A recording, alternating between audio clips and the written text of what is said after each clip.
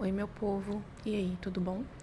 Hoje eu tô aqui pra falar uma coisa. Eu li o Manifesto Comunista de Karl Marx. Isso eu fiz na faculdade porque, pra quem não sabe, deixa eu só contextualizar. Eu fiz um curso de Direito na UFLA. Entrei com 17 anos, formei no tempo normal e dentro do curso de Direito a gente tem algumas eletivas. Matérias eletivas são aquelas que não são obrigatórias para finalizar o curso, né? Mas que você tem um número de eletivas que você precisa necessariamente fazer para se formar. Mas o tema você pode escolher. Eu resolvi fazer sobre marxismo, justamente porque eu achava que eu não ia concordar com as teorias marxistas. Mas eu aprendi uma coisa durante a faculdade, que para você falar que você discorda de algo, você primeiro tem que saber por que você discorda e saber principalmente o que aquela teoria prega. Então eu resolvi fazer essa disciplina, apesar de que, gente, que sufoco. Eu juro que chegou num ponto que eu achei que eu ia tomar pau na disciplina, justamente porque eu não conseguia entender o básico daquilo que estava sendo discutido. E eu tentava ler os textos. A gente foi lendo pedaço por pedaço do livro, da obra, e cada pedaço parecia que estava pior do que o outro, porque eu lia, me concentrava, eu passava o dia inteiro tentando ler e eu não saía do lugar. Sabe aquela sensação de que você tá lendo uma língua diferente? Você tá lendo uma coisa que você não tá entendendo e você precisa voltar. Bom, vamos lá para o centro do problema. Basicamente, o comunismo são pessoas que acreditam que os meios de produção eles devem ser tomados pelos trabalhadores, pela classe operária, e então não existir o patrão. Então, tipo assim, os operários vão lá nas fábricas, nas indústrias, pegam, se apropriam dos meios de produção e eles vão ser, né, quem comanda. Eu não vejo como que isso pode resolver os problemas. E outra coisa também, eu aprendi uma coisa, tanto a esquerda extrema, a extrema esquerda, quanto a extrema direita, elas são problemáticas, potencialmente problemáticas, porque ambas são ditaduras, elas não é ou a ditadura do proletariado, né, que seria o comunismo, o socialismo, o comunismo, ou a ditadura do Estado, que seria a extrema-direita, que foi que tomou o poder no Brasil na ditadura militar que a gente teve. Então, assim, eu não sou a favor de ditadura. Esse é o meu grande problema com a esquerda, com a extrema-esquerda. E aí, beleza. Dentro da faculdade de Direito, então, já que eu tinha feito essa disciplina e vi que realmente não era uma coisa que eu acreditava, não era uma coisa que eu defendia e não era uma coisa que eu compactuava com os ideais, eu comecei a tentar procurar alguma eletiva, então, que fizesse sentido para mim. A gente tem aí no cenário do direito as teorias da justiça. Tem a teoria da justiça de esquerda, né, do comunismo, tem a teoria do direito conservadora e também tem a teoria do direito liberalista. Eu resolvi puxar uma disciplina que era as bases do liberalismo, não lembro exatamente, e a gente estudou a fundo a obra de Ronald Dworkin. E Ronald Dworkin me abriu assim os horizontes de uma forma muito inesperada. Ronald Dworkin, sendo um liberal, ele estava defendendo nas suas teorias as políticas positivas públicas, como cotas raciais, e também implementações de políticas públicas para e também a implementação de políticas públicas com finalidade de diminuir as desigualdades, é difícil de falar isso, entre as pessoas. Então, basicamente, ele, na obra dele, ele coloca assim: se você vai começar uma corrida e você tem ali uma pessoa numa cadeira de rodas e uma pessoa sem nenhum tipo de deficiência física, e você coloca eles para sair da mesma linha de partida, o resultado é um pouco óbvio. Então, assim, quando você tem um cenário, e na verdade esse é o cenário social mundial, que as pessoas têm disparidades entre si, o certo é mudar esse ponto de partida para que a corrida, para que a maratona se torne justa. Então, beleza. Então, a pessoa ali que ia começar do mesmo ponto, ela começa um pouco na frente. E você dá a largada e eles vão fazer ali a prova. Então, basicamente, essa ideia de tentar diminuir as disparidades para que as pessoas consigam competir entre si dentro da sociedade, que a gente vive numa sociedade capitalista. Eu, particularmente, acho que podem existir inúmeras utopias de mudar esse sistema econômico que a gente tem, mundial, mas eu acho que a gente não está nem um pouco próximo disso. Então, trabalhando com o que a gente tem, que é o capitalismo, e que eu não vejo próximo de um fim, como a gente faria para equiparar as pessoas. Então, pessoas desiguais, armas desiguais, né? Arma seria os meios ali que a pessoa tem disponível para conseguir chegar a um mesmo objetivo. Mas eu fiquei pensando, gente, mas o liberalismo não é aquele método, aquele pensamento que é totalmente a favor da livre concorrência, da falta de intervenção do governo no Estado? E aí eu vi que, tipo, o Dworkin, ele se caracteriza como liberalista igualitário. Então, chegou aí um novo termo, liberalismo igualitário, que seria o liberalismo clássico, mas colocando ali uma igualdade maior entre os concorrentes. Então, assim, já fez mais sentido na minha cabeça.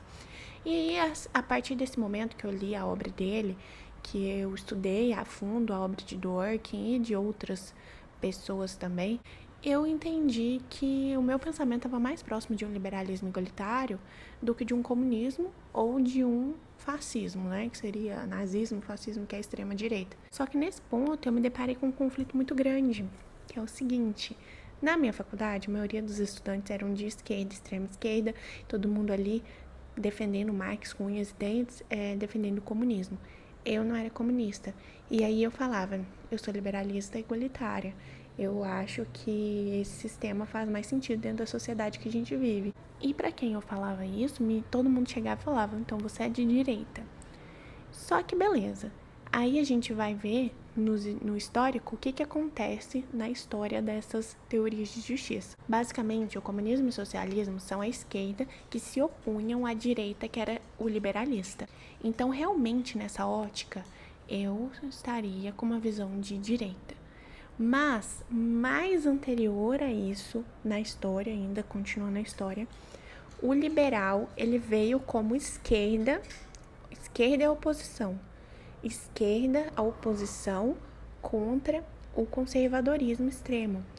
E o conservadorismo extremo, na época, era direita. Então, a gente tinha um cenário onde o governo, o poder ali estava os extremamente conservadores e os liberais vieram como oposição aos conservadores, para falar assim, a gente é contra o teu governo, a gente é a favor da liberdade individual, a gente é a favor da liberdade de comércio, a gente é a favor das pessoas serem livres. E tudo o oposto do conservadorismo, até porque se você olhar, um conservador, ele vai ser contra um casamento homoafetivo, e um liberal, ele é assim, faz o que você quiser, você é livre, certo? Depois disso, o que aconteceu? Os liberais viraram esquerda, certo? Esquerda de oposição ao conservadorismo.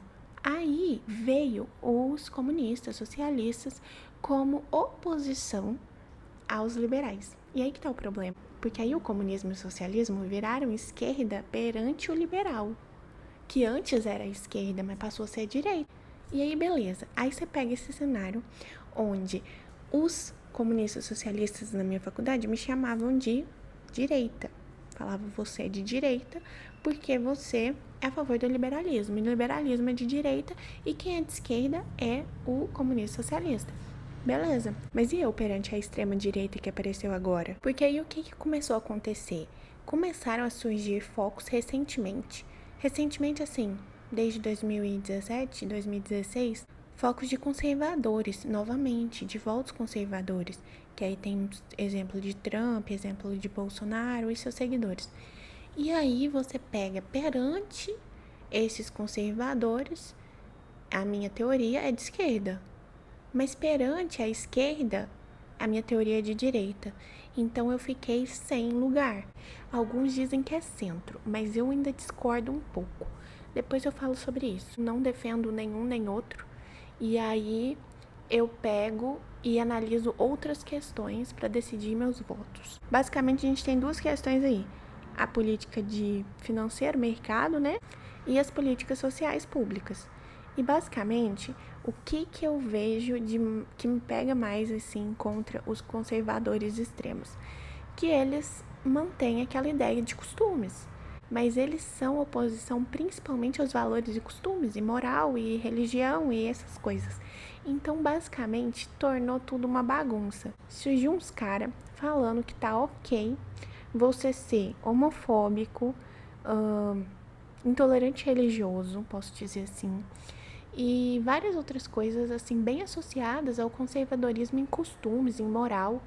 e achando que tá ok ficar falando essas coisas. Como uma pessoa que acredita nos ideais liberais, como é que eu posso defender um cara que tá lá falando que uma pessoa não pode ter um direito X? Porque na minha cabeça, o que uma pessoa faz ou deixa de fazer, quem ela beija, quem ela deixa de beijar, quem ela gosta, quem ela deixa de gostar, isso é problema pessoal dela. Não deveria ser uma discussão pública de política, sabe? Um cenário que a gente se vê ficando doente nele, porque as pessoas perderam completamente a noção das coisas. Porque eu acredito o seguinte: a partir do momento que eu tenho o direito de ir numa fila de cinema, de ir numa sala de cinema, de ir numa fila de mercado, de ir na rua aqui, na pracinha perto da minha casa, de mão dada e beijar meu namorado na boca, do mesmo jeito que eu tenho essa liberdade, eu não posso ir lá e tirar a liberdade do outro de fazer o mesmo com a pessoa que ele ama. Independente dessa pessoa ser do mesmo sexo ou não. Se eu tenho direito, eu não posso negar o direito de outra pessoa de fazer o mesmo. Basicamente, esse é o meu pensamento. E outra, quem ela gosta, quem ela quer, quem ela tem na vida dela, isso é um problema inteiramente dela, não é meu. Então, por que eu tenho que meter meu bico nas coisas da vida do outro? Agora, uma coisa que eu não tolero de forma alguma são injustiças. Eu não tolero injustiça perante nenhuma pessoa, nenhuma.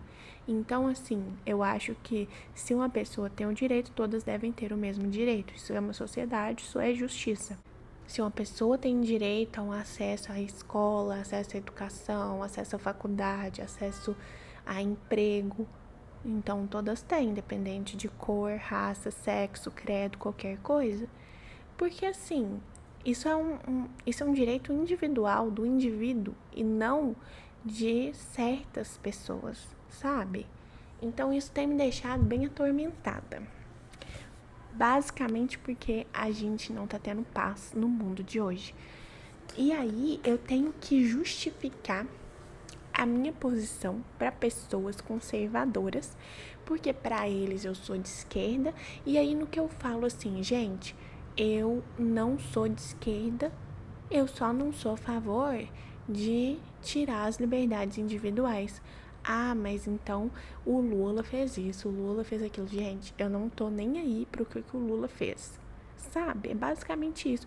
Eu só acho que entre Lula e Bolsonaro não tinha sombra de dúvida, porque o Bolsonaro é uma pessoa extremamente racista, misógina e que nega o direito das minorias, que na verdade de minoria não tem nada, porque se você for analisar é a maior parte do Brasil, mas a gente fala de minorias porque são as pessoas que não estão ali no padrão imposto pelos conservadores. Mas se você for analisar em contingente, elas são a maioria. Sou extremamente contra remover direitos de pessoas, sendo que outras pessoas, dentro da mesma sociedade, dentro da mesma estrutura social, elas vão continuar tendo acesso a esses direitos.